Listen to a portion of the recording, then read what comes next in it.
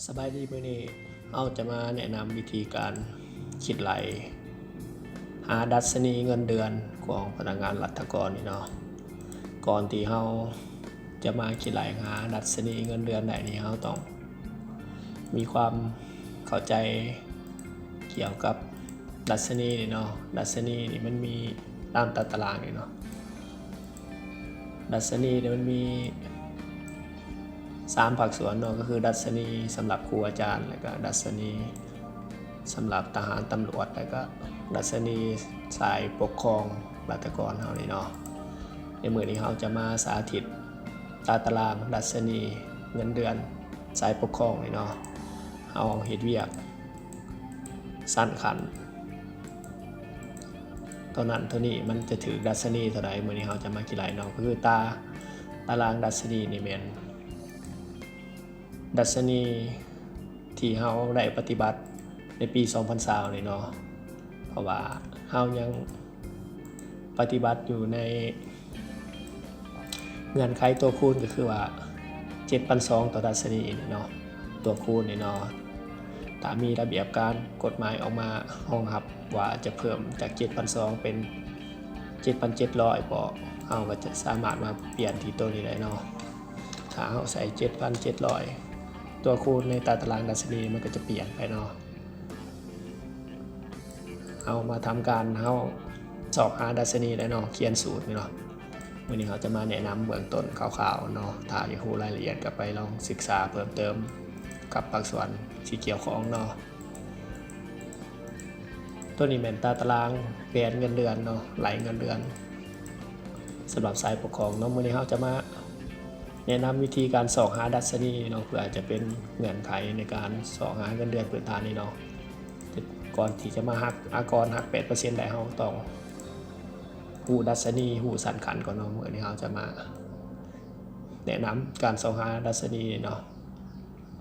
เราจะสอนเสียงไว้เนาะตัวนี้เนาะมันจะบ่เกี่ยวของวิดีโอต่อไปแต่สนใจเราจะมาสอนเนาะก็เราจะได้เนาะชื่อตารางตัวอย่างที่เราเขียนมานี่เนาะก็จะมีข่าวๆสักนิดเนาะสั้นคันก็คือว่าถ้าเอาจบสั้นสูงมาการหายสั้นคันเขาก็จะหายประมาณ 4/1 เนาะแต่จบปริญญาตรีมา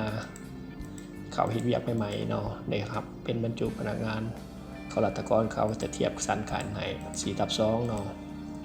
ถ้า2 ปีใดจะมีการเลื่อนสั้นเลื่อนคันเทื่อนึงเนาะตัวนี้มันก็มีระเบียบกฎหมายรองรับแล้วเนาะเราก็ลองไปศึกษาเพิ่มเติมเนาะเขาจะมาแนะนำข่าวๆเพราะเป็นแนวทางในการคิดไหลการสอบหาดัชนีเงินเดือนสายปกครองนี่เนาะคือตัวอย่างที่เขาพิมพ์ไปนี้เนาะสมมติเฮา4เห็นวิอยากมาเข้าใหม่ๆเนาะ 4/2 ดัชนีของเฮามันก็จะถืออยู่ 226 เนาะตัวคูณก็คือว่าเอามาคูณใน 7,200 ตัวนี้มันก็คือว่ากระทรวงการเงินเพิ่นได้ห้องหับออกมาเป็น 2,200 นี่เนาะในปัจจุบันนี่เนาะเป็นพื้นฐานในการคิดไหลดัชนีนี่เนาะ226นี่มันถืออยู่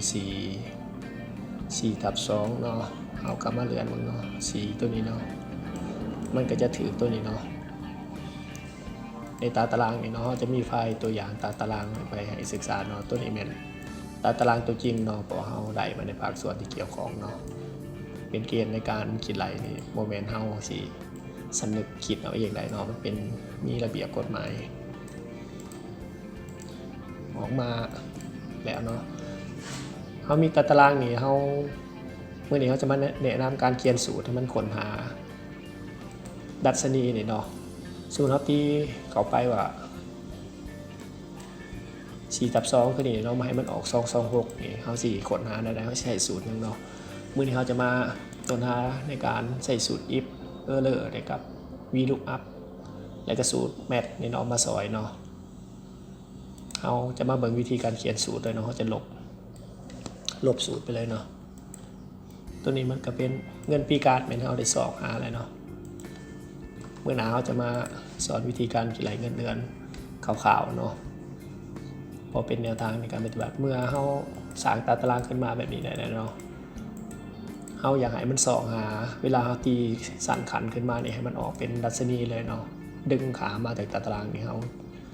ก็คือเขาต้องมีสูตรแบบนี้เนาะมาเบิ่งกันเลยเนาะพิมพ์สูตร VLOOKUP เลยเนาะ VLOOKUP ตัวใดก็คือ VLOOKUP ตารางฐานข้อมูลที่เขาจะมานี่เนาะหลังจากนั้นเราก็กด F4 เนาะพลิกขามันบ่ให้มีการ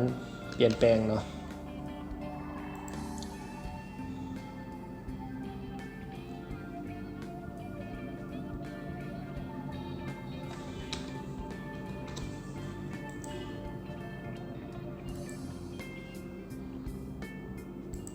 มันเป็นสูตรทับกันเนาะ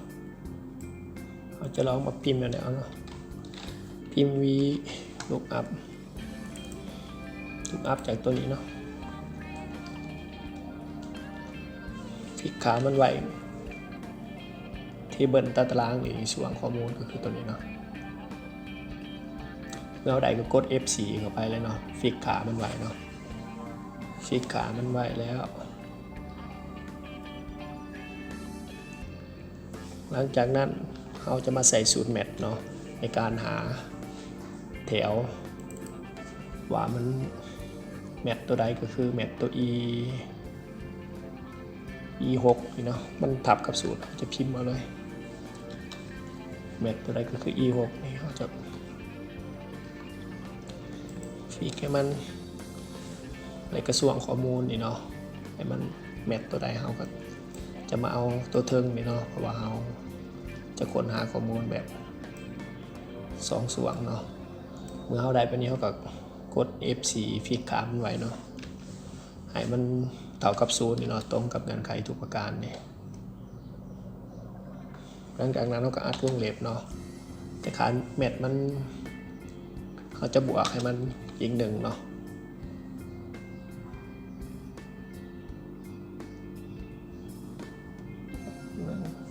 แล้วเขาก็จะมาใส่ขา VLOOKUP เนี่ยเนาะใส่0เลยก็ได้เนาะหลังจากนั้นเราก็อัดวงเล็บเนาะมันก็จะได้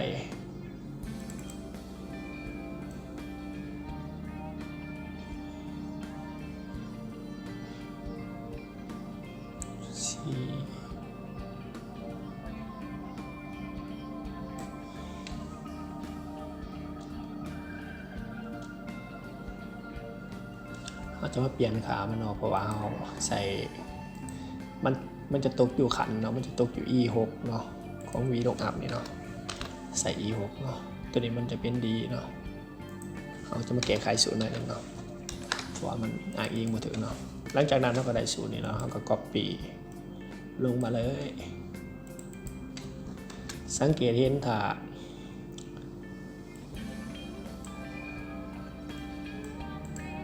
้าว่ามันเป็นขาวางในส่วนข้อมูลตัวนี้มันจะเป็นเออร์เลอร์เนาะถ้าเขาบ่อยากให้มันเออร์เลอร์เขาจะมาบังคับโดยการใส่สูตร if เนาะ if error พิมพ์เข้าไปเลยเนาะ if error ให้มันเท่ากับ0ซะ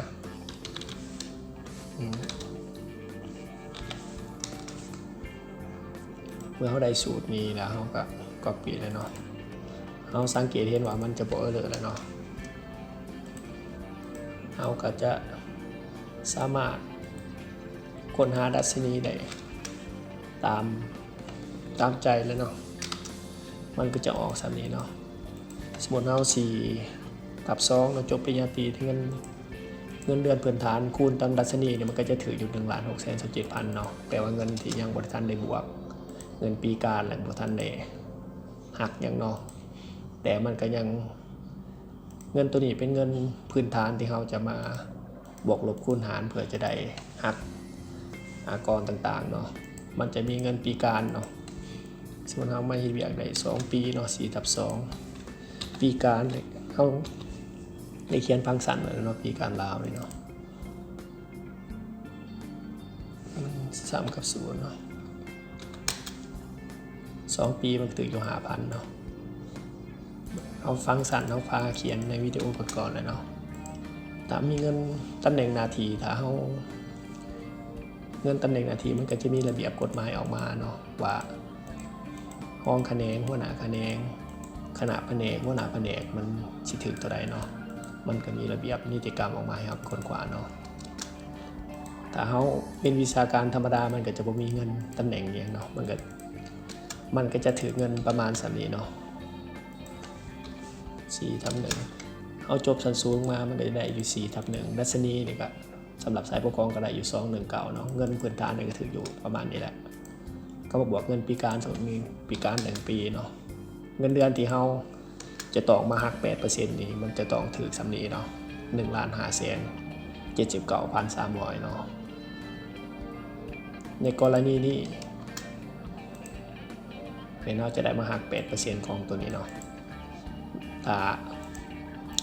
ถ้าตัวก่อนเฮาสิมาเขียนวิธีการหัก 8% นี่เนาะแต่จะมาหักอากรนี่เนาะเงินอากรนี่คือแม่นเฮาจะต้องหักจากเงิน 8% เนาะเอาเงินเดือนพื้นฐานนี่มาลบให้ 8% เนี่ยก็จะมาหักอากรอีกเทื่อนึงเนาะหลังจากนั้นมันก็จะมาบวกเงินลูกเงินเมียอันนี้จะเป็นเงินเดือนพื้นฐานเนาะมื้อหน้าจะมาอธิบายเงินส่วนของตัวนี้เนาะ